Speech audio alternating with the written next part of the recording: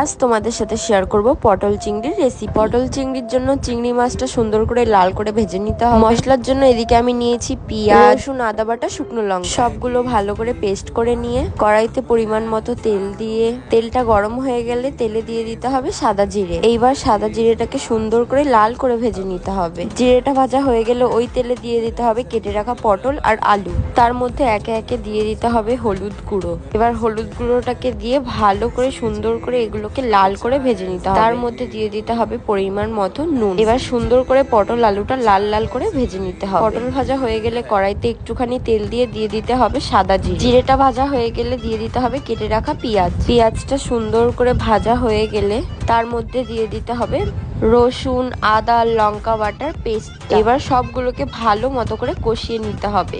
একটুখানি কষানো হয়ে যাওয়ার পরেই দিয়ে দিতে হবে টমেটোটা দেওয়ার পরে ভালো মতো জিনিসটাকে কষিয়ে নিতে হবে যতক্ষণ না ওপরে তেল ভাসবে ততক্ষণ অবধি। মশলাটা ভালো মতো কষিয়ে নেওয়ার পরে তার মধ্যে দিয়ে দিতে হবে ভেজে রাখা পটল আর আলু। এবার দুটো জিনিস ভালো মতো কষাতে হবে।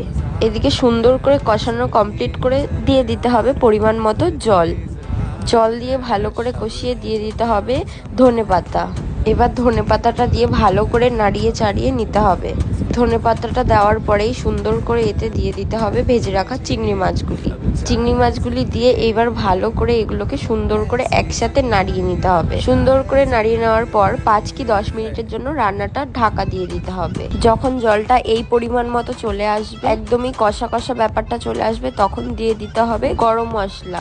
এবার কেউ গোটা গরম মশলাও দিতে পারো কিংবা গুঁড়ো গরম মশলাও দিতে পারো। এই তো আজকের মতো পটল চিংড়ির রান্নাটা আমার কমপ্লিট। আর দেখতেই পাচ্ছ দেখতে কতটা সুন্দর হয়েছে।